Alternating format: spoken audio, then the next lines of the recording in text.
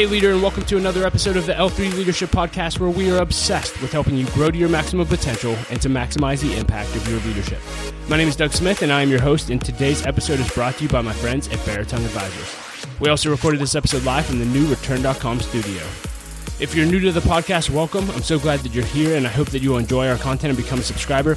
Know that you can also watch all of our episodes over on our YouTube channel, so make sure you're subscribed there as well. And as always, if you've been listening to the podcast for a while and it's impacted your life, it would mean the world to me if you would leave us a rating and review on Apple Podcasts or Spotify or whatever app you listen to podcasts through. That really does help us to grow our audience and reach more leaders, so thank you in advance for that.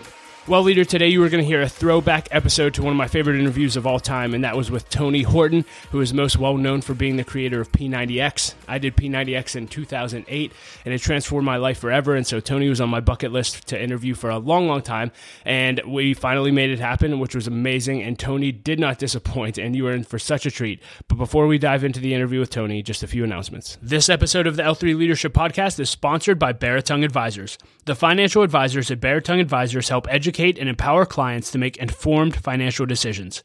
You can find out how Baritone Advisors can help you develop a customized financial plan for your financial future by visiting their website at baritoneadvisors.com. That's BERATUNG advisors.com. Securities and investment products and services offered through LPL Financial, member FINRA and SIPC. Baritone Advisors, LPL Financial, and L3 Leadership are separate entities. I also want to thank our sponsor, Henny Jewelers. They're a jeweler owned by my friend and mentor, John Henny, and my wife, Laura, and I got our engagement and wedding rings through Henny Jewelers and had an incredible experience. And not only do they have great jewelry, but they also invest in people. In fact, for every couple that comes in engaged, they give them a book to help them prepare for marriage, and we just love that. So if you're in need of a good jeweler, check out hennyjewelers.com. And I also want to thank our new sponsor, Return.com. And leader, let me just ask you this. Have you ever had an interest in investing in real estate? Well, now for as little as $500, you can become a commercial real estate investor. Just visit Return.com to learn more. That's REITURN.com. Investing involves risk. Please consult the Return Offering Circular if you're interested in investing. And with all that being said, here's my interview with Tony Horton. Well, hey, Tony, thank you so much for taking the time to do this interview. And if there's anyone listening to this that doesn't know who you are, can you just give us a brief overview of who you are and what you do? Well, I'm a trainer and I'm a writer and I do public speaking and a motivational speaker, and I have a supplement line and I have a brand new fitness equipment line that'll be coming out very soon. I've written 3 books. You know, I've been in the health and wellness industry for a long, long time. I started out as somebody who was a personal trainer to a lot of celebrities, you know, mostly rock and rollers. I kept rock and roll alive from the 60s and 70s. Thank you very much. You know, and Billy Idol and Tom Petty and Annie Lennox and, you know, other people you've heard of, maybe Ewan McGregor and Bryce Dallas Howard and Allison Janney and you know, some movie stars too. Sean Connery, submarines don't react well to bullets. Okay, there you go. Thank you very much. Shirley MacLaine, who was part of, you know, the only female member of the Rat Pack back in the old days. You know, I mean, I am 61, so I've been in this industry for a long, long, long time. And I guess that's sort of the very, very, very short version. I'm somebody who came up with, you know, I was fortunate enough. I was a young actor and a comic and did some improv stuff. And so I had a lifestyle of trying to become an actor, but I was also a fitness trainer, training all these celebrities and stuff. And the two came together when I started working for Nordic Track up in Minneapolis. Up there, you know, in Minneapolis. Was the Pope up there in a boat, you know. Anyway, so there's my Minneapolis accent. Thank you very much. I'll be here all week. And, you know, so I really was getting my chops on camera because I was able to walk and chew gum at the same time. You know, I mean, they would hire an actor. They didn't know much about exercise science or kinesiology or anything. And then, you know, they have bodybuilder types or fitness people, and they weren't really spot on when it came to being on camera. And I was able to do that. So that was sort of my break-in point. And then I met a young entrepreneur named Carl Deichler, and he said, I want to do this thing called Great Body Guaranteed. Will you do it? And it was just another gig as far as I was concerned. It made some money. Wow. And then it made enough money. So they said, hey, let's do something called Power 90. And I liked that idea. So I helped create that. And I have dog hair on my nose. How about that? My dog sheds, and I can feel his dog hair. Either that or I have a twitch. I'm not sure what it is. And so we did Power 90, and it just changed my life forever. I mean, it really was. We sold about 3 or 4 million copies of that, which was incredibly unexpected by everyone, even us.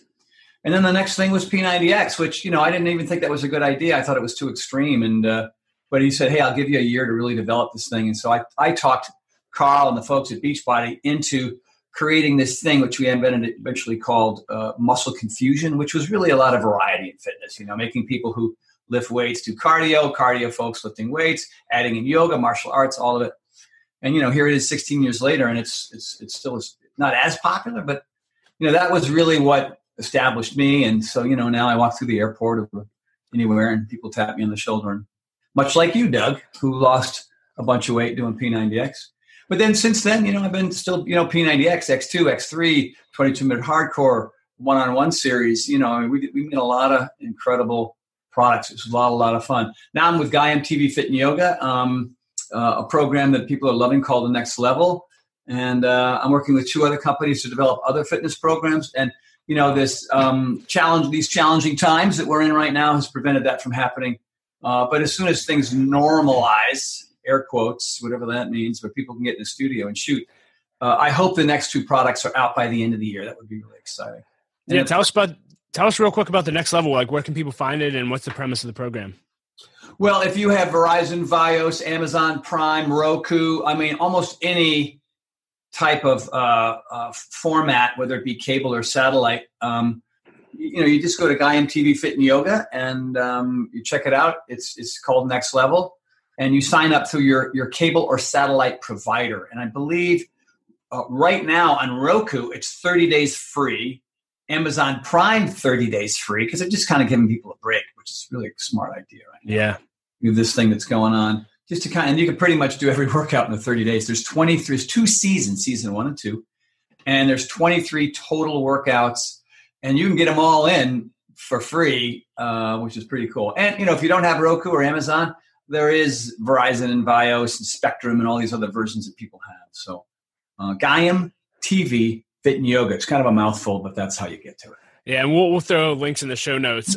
Man, you've had quite a journey, and I'm just curious, what do you wish people knew about that journey that they may not know? They see everything you're doing now, what you did with P90X.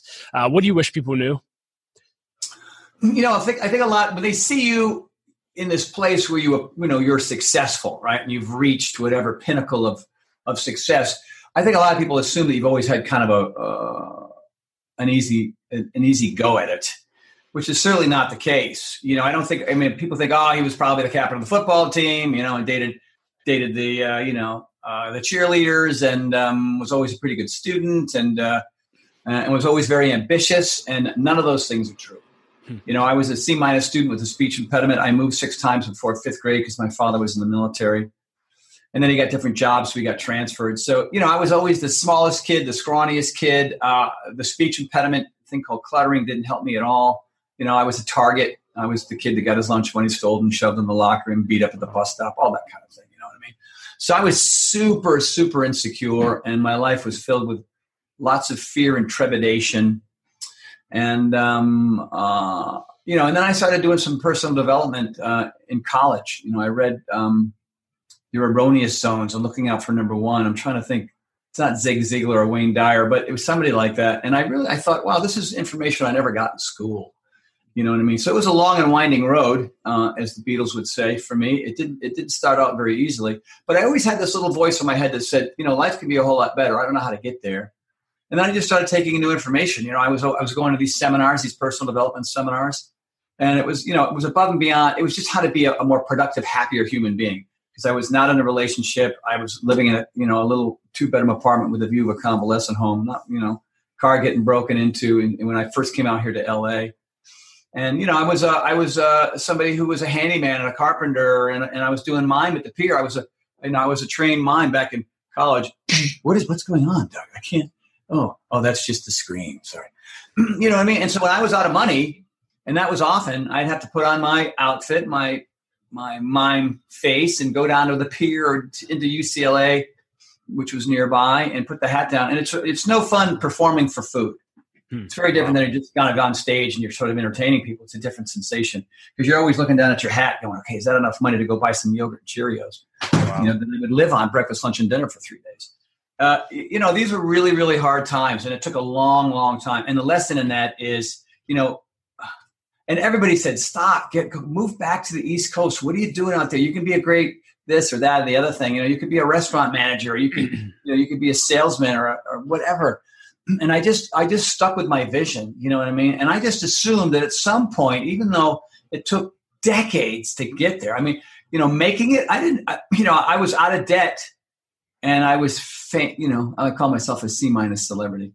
I was quasi famous and successful in my 40s. It took, it didn't happen in my 40s. This journey started in my early 20s. I came out to California in 1980 when I was 21 years old.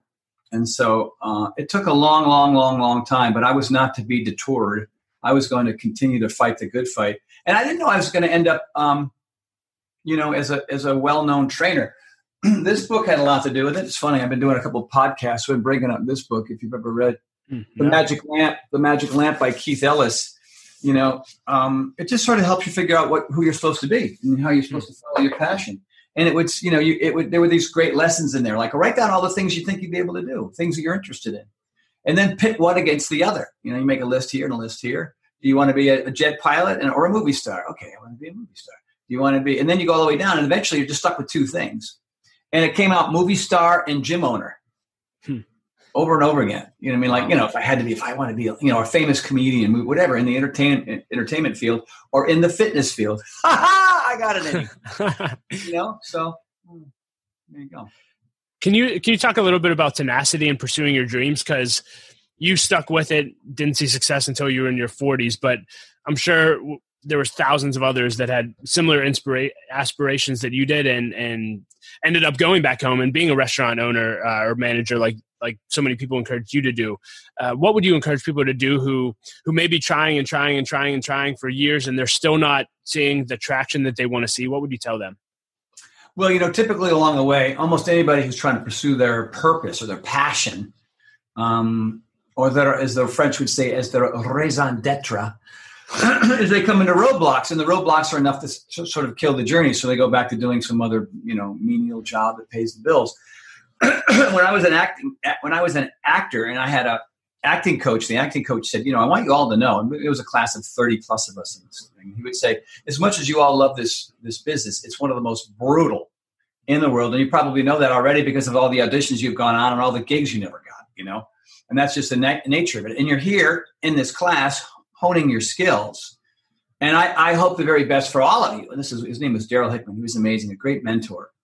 And that's another thing when it comes to, pursuing your dreams, finding mentors. And I'll get to that in a second. But, he said to everybody, you better find a second passion. You better find a second one. And you might not love it as much as you love this, but it better be something close. And I don't know what that is. And if you don't know what that is, then you're going to flounder maybe for a long, long time. You're going to live in that studio apartment with a view of the train station into your 50s because you're pursuing this acting career. And all you ever got was a sleep aid commercial. The idea is to be successful and to be happy and to be able to afford things and have the life that you want. And it might not happen here. So, what I tell people is if you keep banging your head against the wall, even if you have tremendous tenacity and even if you're really organized and even if you surround yourself with the right kind of people, excuse me. And, then you better find a second thing. So I had my fitness business and I had my acting career, and I was very fortunate that those two things came together. And it could have been just one or the other. I don't know, but I got a combination of the two. And the other thing is, you can't be the kind of person who is overly attached to the outcome, right? The past is history, the future is a mystery. You got right now, how much, who are you going to surround yourself with? Get rid of the chaff in your life. Get rid of the people who are the naysayers and the finger pointers and the ones who aren't really supporting your journey and telling you to do something else, because that becomes very confusing. You know what I mean? And so that's super important. And you've got to really, one of the things for me, I had a conversation in a podcast yesterday. They were asking me like, what were all the things that you felt that you needed to be successful? And it's funny.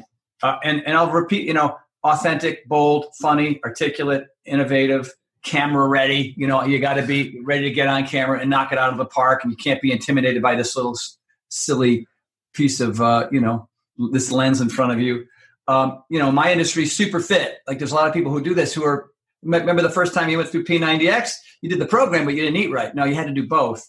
And expanding your vocabulary, knowing the difference between didactic and pedantic. I don't know. I mean, you can't be saying and like and bro and I say too much, but that's something I have to work on. And you've got to be encouraging and well groomed. Hello, and you got to be stylish. There's a lot of things. I mean, honestly, you've got to be extraordinary in your field. You have to stand out amongst the others. And those are really, really important things. And you have to work on those things. And for me, I was going to acting classes, improv classes, doing stand-up comedy, going to scene study classes, going to the gym 5-6 days a week, and showing up at these auditions, getting rejected over and over and over again. And being patient, I think patience is really, really important. And just keeping, your eye on the prize. But you got to at some point go, okay, this isn't working, whatever this is. Is there a second option? What is that second career? There's a great story of a gentleman who I didn't know, but a friend of mine knew him, and I love this story because it's just so pinpoints, how to find your raison d'etre, your purpose. So he was a brilliant math guy, you know what I mean? He was a great accountant, and he worked with this great firm, and that really wasn't his thing. He loved mountain biking and any kind of biking. He just loved bicycles. That was his deal. So, he got married and had kids, and, he moved his way up through this firm, but he's still in a box, amongst other people, looking at a fake fern and, 4 walls. And every Saturday and Sunday, he would sneak away, or he'd ask his wife or bring his kids to the bike shop, his local bike shop in his town. And he was there so much that the manager said, "Hey, you know more than half of my staff. You want to work here like on a Saturday?" So, he thought, "Oh my God, that'd be amazing, right?" So he goes back, and his wife was awesome and said, "Well, you're there anyway. You might as well get paid to do it, right?" So he started working Saturdays. Then sometimes he worked Saturdays and Sundays. Anyway, long story short, 5 years later, he owned the place. Wow. He owned the place, right? So you've got this thing where you pay the bills and you make some money, and it may not be what you want, but your hobby could turn into the thing that you love and could really change your life forever. And that, I don't know, who knows? That story is 18, 20 years old. So, who knows? He might have 8 bike shops by now. Well, that's great. I'm curious, you talked about the things you thought you had to be or wanted to be. Fame wasn't on there, but I am curious. I've been watching The Rock has gone live a few times recently, and people are saying, hey, do you like being famous? Do you hate it? Do you love it? And I just think it's an interesting question. And, I know you say you're a C-level celebrity, but you're very, very well known. C-minus. There we go. My apologies. But I am curious, what did you learn about becoming known or becoming famous? And do you like it? Do you hate it? What's that like? You know what? In all the interviews I've done, this is why you're good at this. I've never been asked that. I've never been asked that. And I think I've sometimes brought it up on my own just because it sort of led into one part of the question. I like it 97% of the time. Okay. No, I mean, I really do. I think I was probably if there's past life, I was a politician or something. Maybe I was Teddy Roosevelt or something when I was, in another life. Because I had the kind of career that is different than maybe a musician or an actor, right? Because people like that person's music or they like their films. But what I've been able to do is I've been able to change people's lives in the process of them seeing me. And when they, I don't know what this is. I hope it's not COVID-19. You heard it first on the I heard it first. podcast. Tony the Goner. I'll be in intensive care within the hour. I don't know. I shouldn't even kid around about that. But, so that's different. People are seeing me 5, 6, 7 days a week for months at a time and years at a time. So, and in the process, they're changing physically, mentally, and emotionally, and even spiritually in some cases, I would think. And that's a different kind of, I have a greater obligation. So I feel like I have a greater obligation when somebody comes up to me and they say to me, because they don't say to Sean, to other kind of, you changed my life. Hey, Billy Crystal, you changed my life. Or, hey, Tom Hanks, you changed my life. You know what I mean? No, hey, I really like you in that movie. And so I feel very compelled to have that conversation, to engage with that person. I sign every autograph. I'll take every selfie. I never say no, except for those few times where I'm rushing through an airport and I'm trying to catch a plane, or maybe I'm sitting down in my, my meal and somebody taps me on the shoulder and they want to have a conversation. I'm at a restaurant. There's a few times where it's not a whole lot of fun. But the other part of that answer is there's no course that shows you how to go from total obscurity to being recognized. There's nothing that, you know what I mean? And so your character comes into play, who you are as an individual, because so many people, who are they're thriving, they're striving for their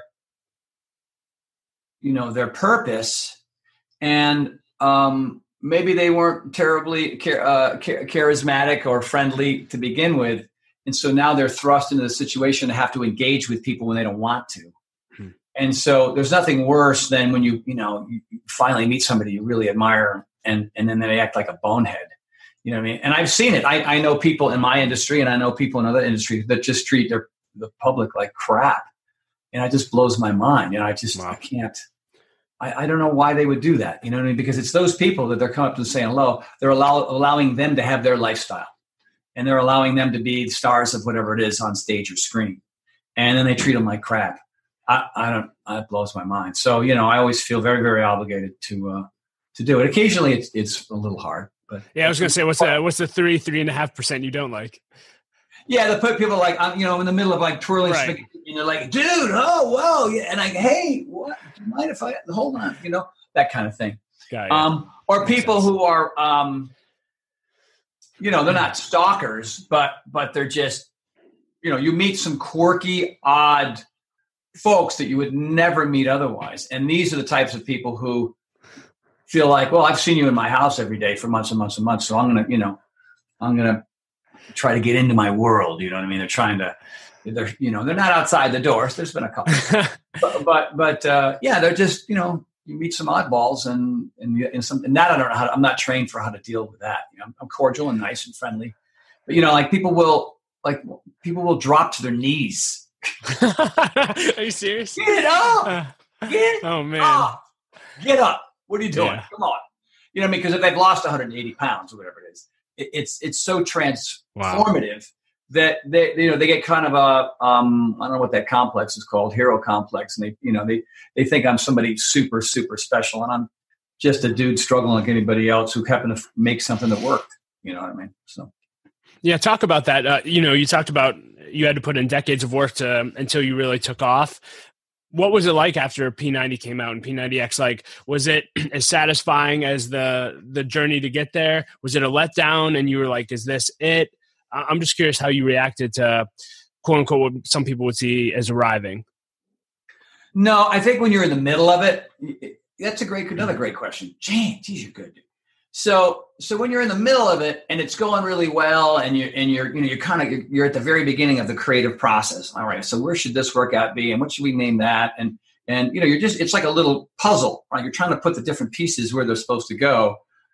And you run into some problems, and that's why you have test groups, right? You put people through. I mean, Power 90, the first test group was Carl Deichler and John Condon, the president and CEO, and they would come over to my little 2-bedroom apartment and they would work out, in one of the bedrooms. And, they would say, I don't know, that move next to that move doesn't really work. And it was a very collaborative thing. And it's really, really fun to kind of brainstorm and we're having these little skull sessions where we're trying to figure out the formula, and then after that, all right, well then let's put a big group of different kinds of people in a room and see how that works. And then it changed again, right? Oh, you know what? I think we need, that move is too complicated for too many people. And then we started thinking about, well, let's come up with modifiers, And a lot of programs prior to mine, there was no such thing as modifiers. There was the person in front and all the pretty people in the back, and everybody was perfect. And so anybody looking in always felt like, well, I can't do that. Well, this is no good for me. It's because the production crew or the creators didn't understand that there are people at all different kinds of levels. So I always felt like, okay, watch so-and-so. They're going to, mellow out here. They're not going to jump as high or they're not going to reach as far or whatever it is, and keep an eye on them. And if you look at the Gaiam workouts, next level, there are 3 very distinct levels. I mean, we've got cameras on each and every one. And that way you can really, all right, I'm going to focus on level 1 over here because I'm nowhere near level 2 and 3. And so we really took it a step farther. And that process is just a blast, right? And then you're in the actual shooting phase, which is for me, initially, I used to get so nervous and so freaked out. But then as I got better at it, it's like, all right, here we go. And you can tell if you look at the original Power 90 workouts. Hi, everybody. Tony Horton here. And we're going to do some great workouts. And we're going to do some push-ups. And it's going to be great. And then P90X. Go! Don't smash the face. You know what I mean? You can really see how I evolved. Dog hair on my face. Oh, there it is. I got it. That'll be weird for people to watch. But as you can tell, I just do who I am. And so that's and then then it's out there, and then you're holding it, right? It's in your hand, and you're looking at the discs, and you're looking at because there were photo shoots, and there were discussions about the colors and the font, and then adding the music. It's like making a movie, and then you kind of roll the dice. I'm not really part of the media part of it. You hopefully you've got enough good footage, and the folks that are going to, put this out in an infomercial, you hope it's going to do pretty well. And then Power 90 went, through the roof, and P90X went through the roof. And then, I'm not going to lie to you. When I was making Power 90, I lived in this apartment for 21 and a half years. Wow. The same apartment. The carpets when I moved in were the same carpets when I moved out. I asked the landlord, I don't know, 24 times. Can you? No, just we'll clean them. You know what I mean? The carpets went from a carpet to basically, it was like cement, really. It was just, there was no pad left. It was just whatever, right? And then, you make something and it does well, and these royalty checks come in the mail, and you pay off, you can buy a new car, and you can pay off all your bills and all your Visa cards and all your other cards, you know what I mean? And because I had, I don't know how many cards I had, living from whatever, credit card to credit card. And that's amazing. That's an amazing feeling. You feel like you won the lottery or something. And then, you don't have to, you start looking at houses. Really? Houses? Whatever. And I didn't, I was, because Power 90 had done so well that I went from a 2-bedroom apartment, and I got to skip a couple levels. And I ended up buying a 4-bedroom home with a view of the Hollywood sign, Santa Monica, with a guest house. And it was nuts, man. It was nuts. And then the house was empty because, eventually that wave came home. And then we made P90X, and then P90X. Oh, I can put furniture in the house and do it not, So it's fun. But in between, it's kind of like, okay, let's go. What's the next one? And you have to kind of wait your turn. That's what happened with Beachbody. He hired Autumn and Shalene and Sean T. And when you've got and Sagi, and all of a sudden, when it was just me and who was it? Only one other trainer, Debbie Siebers, we would rotate. So we were always working. And then as the list of trainers got longer and longer, you're waiting longer. So it's a little frustrating. And you're under contract, right? So you're under contract. So it was like in the old days in the movies, you'll work when we tell you can work. All right. And you're like, well, I kind of want to work now because I like that feeling of what we were doing before, and I want to do that more often. So eventually, it was important for me to kind of say, hey, this has been a great 20 years with Beachbody. I'm still an ambassador for the company. I still love everything they do. I still promote BOD, and I'm doing, promos for Double Time right now during this virus situation. So the relationship is still rock solid, but I wanted my own supplement line. I wanted my own fitness equipment line. I want to do my next batch of workouts. I wanted to work with more than one company. And so now there's much more freedom, and still, at 61, still pretty fit, still doing all right. People still want me around. I'm not so old that I people still don't want me, which is nice. More serious question, and kind of the last person I want to ask is, in 2017, you had a pretty big scare. You got diagnosed with Ramsay-Hunt syndrome, and I'm just curious, can you just talk about that experience and what you learned from that? Well, I recovered. Yeah, absolutely, because that's a critical piece of my life puzzle. Yeah, it's stress related. So I had shingles in my ear, you know what I mean? And so there's a lot of nerves in there that go into your brain. And when you get shingles in your ear, it can pretty much destroy those nerves. And those nerves have everything to do with vision, with hearing, with smell, with balance, right? And it's funny when you cut yourself in your skin, or you break a bone, or or those kind of normal natural injuries, or you tear a muscle, it's like a 4 to 8 week time frame in which things get better. And nerves are, like you talk to doctor, never 2 years from now, 8 years from now. I mean, it's just nerves just take forever and ever and ever and ever, the healing process. And for a lot of people, when you burn out a nerve, it never gets better. And so that was really kind of tough, right? So here I was, and the stress was probably caused by a combination of two things, a day apart. So there was the Vegas shooting, and I had some friends that were there, and they had witnessed some really amazing, crazy, horrible things, and they came away unscathed physically, certainly not mentally. And so I just that event, made me so angry, just so angry that something like that could happen in this country. And the following day, Tom Petty died. I trained Tom for 30-something years. Wow. And, he was a good friend. I went to birthday parties and hung out with him, and I went on tour with him. And I was there for, when his kids were little and growing up, and it just shattered me, the combination. And the combination of being sad and angry, and I was going through contract negotiations, that in my opinion weren't going very well. And that was really frustrating. So I was really nervous. I was sad, and I was mad. And so, I had chicken pox as a kid. And if you had chicken pox as a kid, then it sits there. That virus is sitting there just waiting for you to get bummed out. And I did. And I just had a massive, we were having a party one night, Friday night, like a little dinner party. And the right side of my head halfway through the night, just like, oh my God, what's going on? And it's not something you get a headache. It's not like you rush to the hospital, to the ER. And if I had known, I could have gotten some antivirals and probably nipped it in the bud. But a whole week went by. And so I thought I maybe had a stroke. I thought, oh my God, what's going on? So I was going to a physical therapist, and nobody knew what was going on. And when I went to the ER, I was in the waiting room, and I was vomiting because I was so nauseous and I was so dizzy, and everything was out of whack. And they looked at me, and they didn't know, and they had to Google it. And they go, oh, you have something called Ramsay-Hunt syndrome. And they looked at my ear, and they go, how long have you had this rash? And I go, what rash? You get this, you have shingles. It's in your ear. It's in your ear canal. Anyway, so I was deathly ill for 2 months. Didn't get out of bed, didn't eat, lost 25 pounds. Whatever kind of rehab, or we go into I think they're called otorhinolaryngologists, ear, nose, and throat guy, doing all these tests. And, these nerves were fried. My balance was out of whack. I was incredibly nauseous. I couldn't eat a thing. I couldn't drive. I couldn't get out of bed except for to eat breakfast, lunch, and dinner. And I was sleeping, or pretending to sleep, or trying to sleep for 12, 13, 14, 15 hours at a time.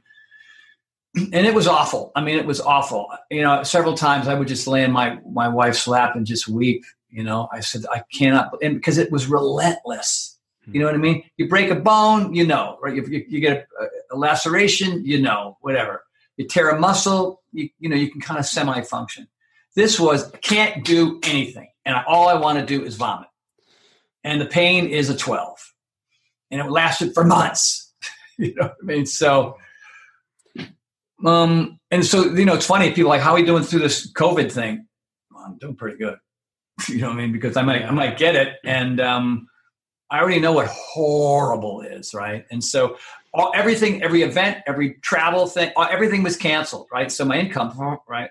Thank God I had things on the air, and I had a contract, and I was making money that way, but I wasn't able to do anything like I was, and so many things got canceled, unfortunately. And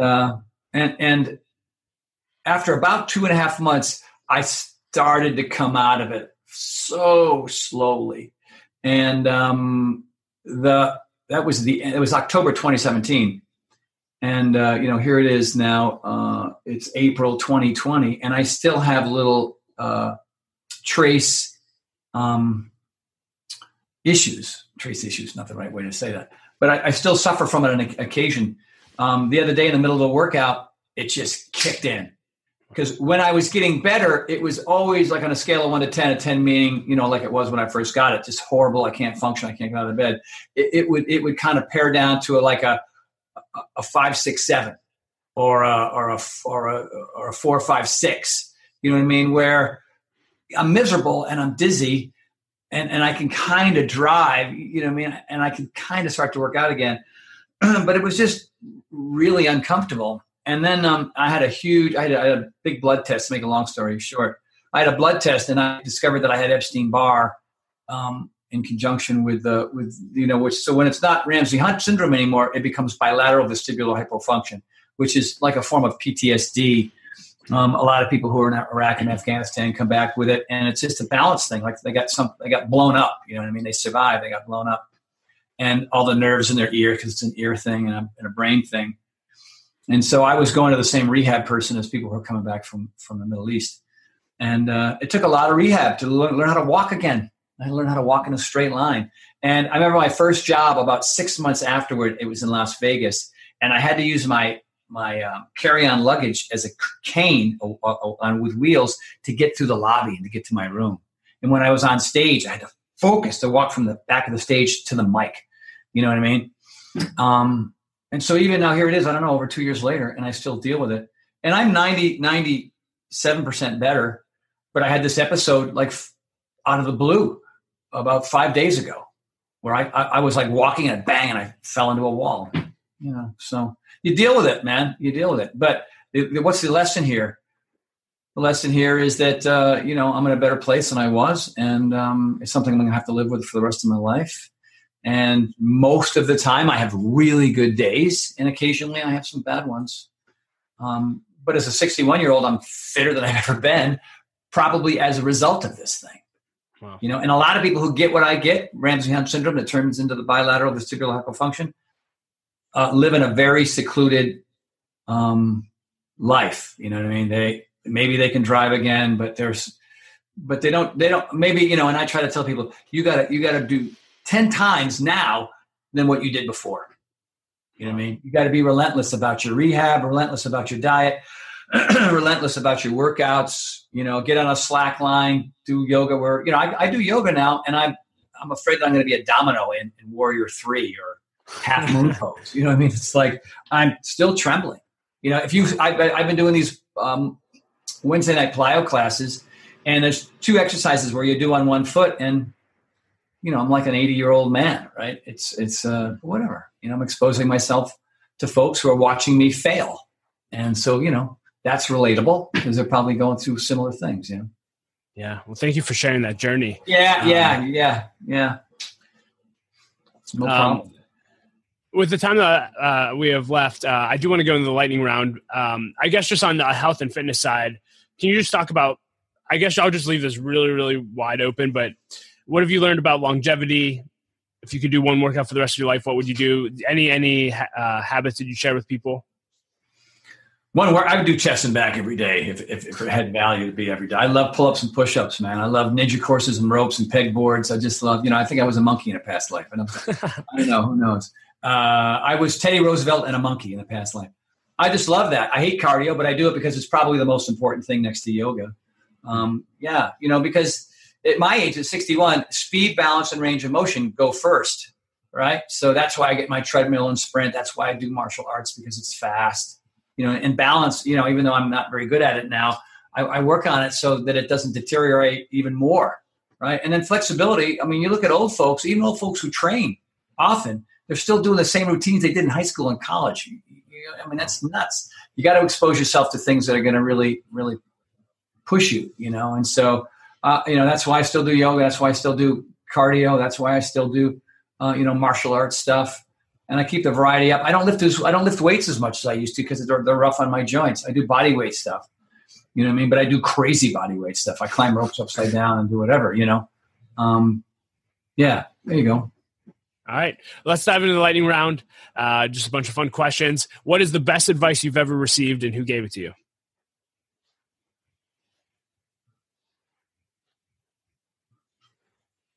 Oh man, I never had great mentors the entire time. The books I read were my mentors. So whether it was Keith Ellis or M. Scott Peck or Wayne Dyer or Gary Zukav or whoever I was reading at the time, I'm a collection of information over the course of decades. I think that the first person that really changed my perspective about exercise, and I don't even remember his name, which is really too bad, which was a weightlifting coach that I had in college. And because he was funny and he was relatable and he treated us like peers and not like just punk kids, and I really enjoyed his company and I really looked forward to that class. And I wanted to work really hard for him because he was just a great guy. And that was sort of the beginning for me. And then, those first books, those first personal development books, I mean, I was self-taught mostly, you know what I mean? My dad was traveling Monday through Friday, you know what I mean? There were no coaches or trainers that I had in high school or college that I really cared for. So, that's the answer to that one. If you could put a quote on a billboard for everyone to read, what would it say?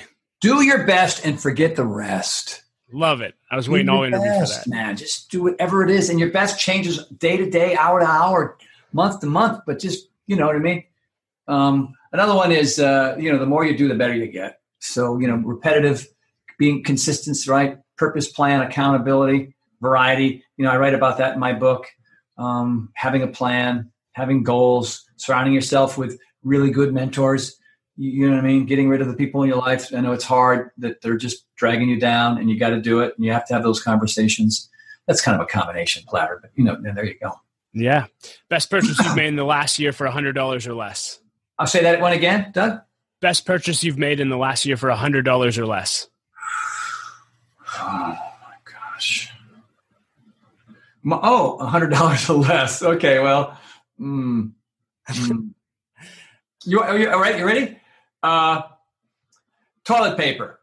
Sean and I stocked up on, because we have these Paragon events here at our house. We have like 30 people in from around the world. We had to cancel our March one. We've had 3 so far. We had 3 in 2019. We hope to have a couple more here in 2020. But we always because we're going to have a lot of people here. So we get cases and cases of toilet paper. Yes. Haven't had to buy any since. So. That is one answer I've never had before, so thank you. Well, it's true. You've got to hang out with some really cool people in your life. Is there anyone on the planet left that you'd like to have lunch with? Who's number one? Stephen Colbert. I want to have lunch with Stephen Colbert, man. And Tom Hanks. I just want to hang out with Tom Hanks. You know what I mean? Can you make that happen? Is it going to happen? I don't know, man. I was supposed to be on Colbert's old show on Comedy Central, but I got bumped, or my pre-interview sucked. I'm not sure. I think I might have embarrassed myself in the pre-interview. You know what I mean? Because I would, I'm just a huge fan, and I think he's spot on. So, yeah, maybe one of these days, Steven, if you're listening or watching, come on, man. I think you're fantastic, and I'd be a great guest. Let's do it. There we go. Maybe this will be the thing that makes it happen. Do you listen to podcasts? And if so, do you have a favorite podcast? I don't. I really don't. And everybody's asked me to have my own. I think I just have too many balls in the air. And I just Joe Rogan, I've checked out his a couple times because people say, hey, check this one out. But I think my new favorite one's going to be this guy, Doug Smith. Smith. Thank you. He's my man, my new man right there. Yeah. Thank you, sir. What are you passionate about right now? I'm passionate about my supplement line. It's really, it's been a long haul. It's taken longer than I expected, but we've crossed all the T's and dotted all the I's. We've made some amazing formulas. I'm really proud of them. I'm proud about the way the bottles look, the photos, and mostly the contents. You know what I mean? What we've been able to do. We've got 2 plant-based protein powders, chocolate and vanilla, 2 whey, and these are grass-fed Irish cows. Man, I even met the people from Ireland that take care of these cows, which is really cool. And the combination of vitamin D and BCAAs and something called HMB. The studies are amazing about HMB, and it really shows that even if you're coming out of surgery or something and you're older like me, or even in their 70s, it can help actually create muscle mass from not doing anything. You know what I mean? And so I've noticed a lot of changes in myself because I work out like a maniac. And there's something called sarcopenia, which is just when you're in your 40s, 50s, 60s, and 70s, it's just, it's age-related muscle loss. It's just going to happen. And we've come up with a formula that's going to kind of help slow that or stop that for some people. And that's cool. So I'm really, really excited about that. And the next level workouts with Guy, they're fun. People love them. Not everybody knows about them yet. They're still doing Beachbody products that I've done, which, is fantastic too. But those are really, really great. And a lot of original cast members. So, it was fun to do that. I can't wait to do some more. That's great. Do you have any unusual habits that enable you to be successful? That's a great question. Yeah, man, it's just kind of I write everything down. I write everything down, and I have notes everywhere. I have a notepad in my shower that's waterproof. Really? Yeah. You stick it up on the wall. It's got two little spots, and I always get inspiration in the shower. Of course, I have a pad next to the sink where I brush my teeth, where I get ready in the morning, right? So because I don't want to go back into the shower, write things down. I've got notepads, different size notepads with things written on them, right? And does Shauna love this? Notepads everywhere. Is she a fan? Yeah, no, yeah, because she borrows them all the time. She's always she'll write it down, take it on her desk. I mean, literally, look at this, man. These are all to-do things here, right? So, and so what I do is I go through my lists and I cross them out, and that's a simple habit. Another one is just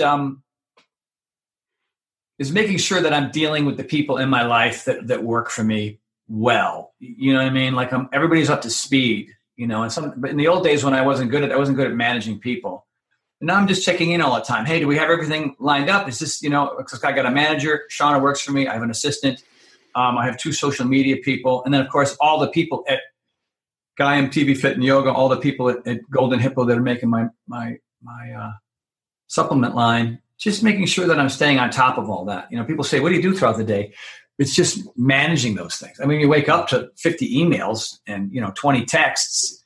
That takes some time to get through that stuff. And before, I wasn't as good at it. I think I'm better now because I made those mistakes. I don't want to make them anymore. Do you have a routine, a morning routine, or do you just wake up and check email and texts? I don't. It depends on the day because my routine, especially now with this virus, I would have my early morning workouts and buddies of mine would show up and do it. And I'd have my late afternoon post work, not for me because I work at home, but my friends would finish work and I'd have another group of people showing up at 6:00 or 6:30. And so that's all been shattered.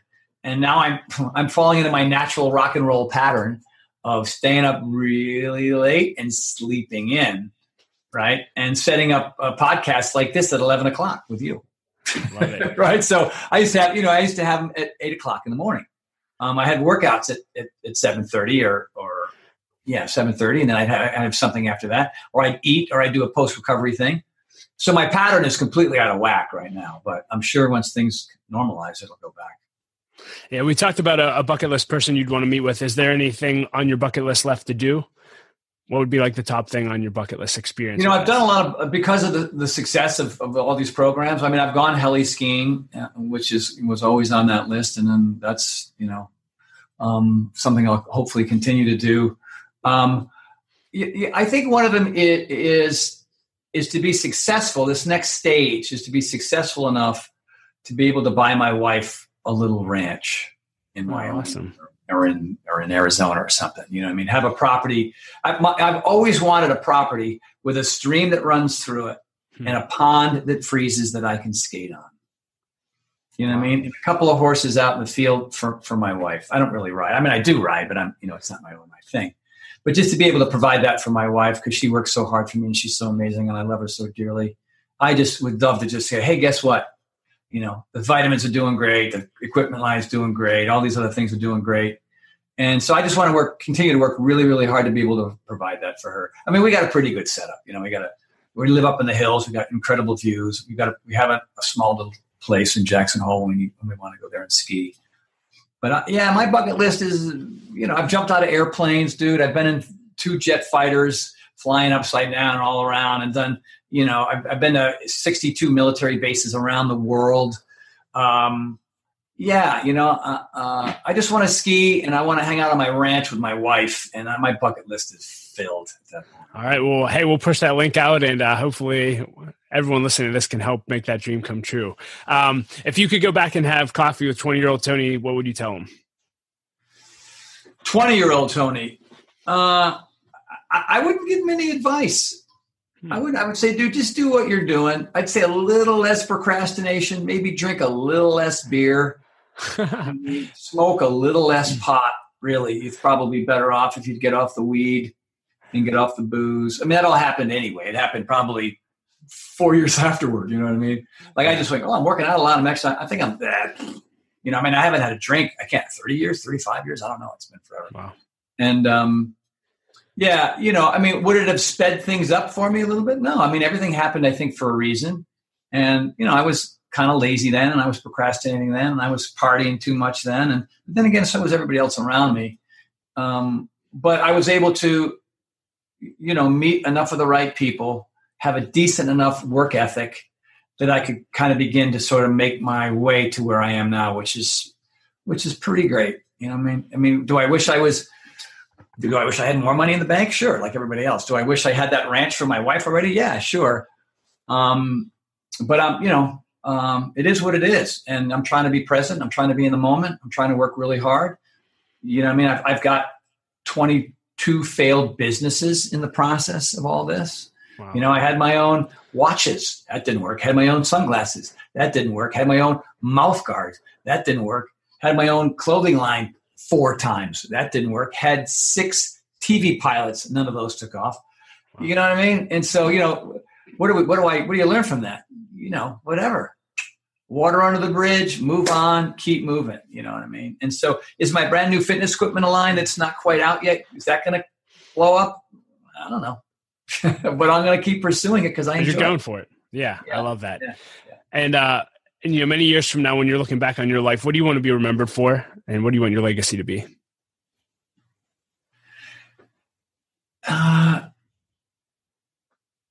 Yeah, that I did everything that I could to help as many people as I could. You know, I mean, you know, like your story, when before we started the podcast, you were telling me my story and how I was able to change your life. You know, that just fills me up. It fills me up. I feel like, you know, because when I was younger, I always felt like I was coming up short, like all the time, every day. Like, God, was that the best I could do today? Was this week worth, you know, anything? God, I don't feel like I accomplished anything this month. Boy, 1987 sucked. You know what I mean? I don't have any of those feelings anymore. I don't. I just feel like, wow, I've got an amazing wife. I have a beautiful home. I'm able to kind of do almost anything I want to do. And it was all as a result of being able to help people. You know what I mean? It wasn't like I was selling, you know, weapons or nuclear plutonium or whatever. You know what I mean? It was because I was helping people. I mean, this one kid contacts me, and it turns out that this kid, a total stranger, is a friend of family members of mine. It blew my mind. He was out of shape, overweight, was in the best shape of his life. He was like 80 plus days in a P90X and fell off a 3-story building into an alley because he fell over some bricks. It was dark. They didn't have any light. He fell off a building. He broke everything. Wow. Broke his face, eye sockets, arms, wrists, fingers, ribs, because he landed upper body first. The only thing he didn't break his legs was the only thing. Everything else was destroyed. He was pronounced dead 3 times. Priest came in to give him his final a couple times, you know. And he even goes, P90X kept me from dying because I talked to my surgeons multiple surgeries later. And I got that note, and I had a phone number at the bike because he contacted me through my website. And I called him up, and he said, all my doctors said if I was in the shape I was in, if I didn't have the basics muscular structure that I had, I would have died on the spot. Wow. I mean, come on, man. I was at death's door. I was a full-blown alcoholic drug addict. I had OD'd a bunch of times. My girl left me. I was out of a job. Then some friend of mine introduced me to P90X. I became a trainer. I married the woman of my dreams, and I have 3 kids. And the fitness is part of my life now. Those are just 2. And there are hundreds of stories like that. Yeah. Hundreds. I've collected them. I'm going to write a book and just have those stories in that book. So yeah, I want to keep doing that. I want to do that till, like, when are you going to retire? Retire? I like my gig. I'm going to keep doing my gig. I mean, I'll take more days off maybe. So that legacy right there, I'm blessed. I'm blessed. Very fortunate. Well, I'm one of those stories, as I told you. So thank you for transforming my life. I can't imagine my life without you. And is there anything else you want to leave our listeners with today? Gosh, no, I think we covered a lot. Yeah. I mean, usually at the end, I have a little sort of I'll leave with this. If you feel like you're stuck and you feel like you're not quite where you want to be in your life, whether it's physically, mentally, emotionally, spiritually, there's a lot of things that we can do, a lot of things that we can read, there's a lot of practices that we hope will alter things and change things. But I know that there's one thing that's true for everyone. It's a universal truth, right? So there's not very many of those, but there's two things that we can control for sure, 100%. What we decide to eat and whether we decide to move or not physically on any particular day. The traffic, the weather, your family, whatever, the coronavirus, work, there's so many things that are out of our control. And it's those things that are out of our control that makes us crazy, that creates all this frustration and fear and trepidation, right? So, it really comes down to brain chemistry, and so when you're eating the right kinds of food, because, I had this bilateral vestibular hypofunction and Epstein-Barr, and I dramatically changed my diet, and that has been suppressed. Like the Epstein-Barr is gone. I had that, and it's like narcolepsy. Just you're exhausted all the time. And so diet is huge. You are what you eat. Jack LaLanne said that, half a century ago, and it's still true. Because when you eat right, when you exercise, you got to be consistent. It's got to be 5 to 6 days a week. It can't be 3 or 4. If you work out 2, 3, 4 days a week, 4 is even not enough. You end up with what I call exercise bipolar disorder. Because when you do eat the right foods and you exercise consistently, you release norepinephrine, dopamine, serotonin, brain-derived neurotropic factor. It's virtual miracle growth for the brain. It happens inside your temporal lobe, inside your dentate gyrus. It's this little tiny thing. It's smaller than your pinky finger. And when you exercise, molecules and proteins start to vibrate. They come together. They change your perspective, improve your memory, your cognition, your sex drive. The glass is half full. It changes everything about your ability to deal with all the things that are outside of your control so that you can have a level of productivity you never thought you could have. And it's purely because you moved your body and you made good food choices, because everything comes from up inside of your noggin. And if you're inconsistent with those things, then everything in your life will be inconsistent. So if you want your life, it's not going to go like this. Yay! It's going to go like this as opposed to like that, right? Because nobody's getting younger. We're always aging. So sarcopenia and a lot of other things, internal organs, brain function, it slows down. Exercise and diet keeps that from happening. When I'm 91, am I going to still be, on the slack line and the pegboard? God, I hope so. But that's it. Move your body. Make good food choices, especially now during what's going on around the world. I don't understand why so many people who are dealing with very tough times make really bad choices so they can make that situation worse. That's how we are, right? As human beings, we always have a tendency to take the easy road. But if you're willing to put in the time and make better choices, you'll notice in a week or 2 or 3 that you're able to deal with this much, much better, and you'll have a completely different story at the end. And I know you want that. So there you go. So good, Tony. It was so great to meet you and spend an hour with you. This is going to add massive value to our listeners. So thank you, and thanks again for everything you do. Well, hey, leader, thank you so much for listening to my conversation with Tony Horton. I hope that you enjoyed it as much as I did. You can find ways to connect with him and links to everything that we discussed in the show notes at l3leadership.org/393. And as always, leader, I want to challenge you that if you want to 10x your growth this year, then you need to either launch or join an L3 Leadership Mastermind Group. Mastermind groups are simply groups of 6 to 12 leaders that meet together for at least 1 year in order to help each other grow, hold each other accountable, and to do life together. For me personally, mastermind groups have been the greatest source of growth in my life over the last 8 years. So if you're interested in learning more about launching or joining a group, go to l3leadership.org/masterminds or email me at dougsmith@l3leadership.org. And as always, I like to end every episode with a quote, and I'll quote Jim Rohn today, who said this. He said, "If you really want to do something, you'll find a way. If you don't, you'll find an excuse." Boom. Well, leader, know that my wife Laura and I love you. We believe in you, and I say it every episode, but don't quit. Keep leading. The world desperately needs your leadership. I'll talk to you next episode.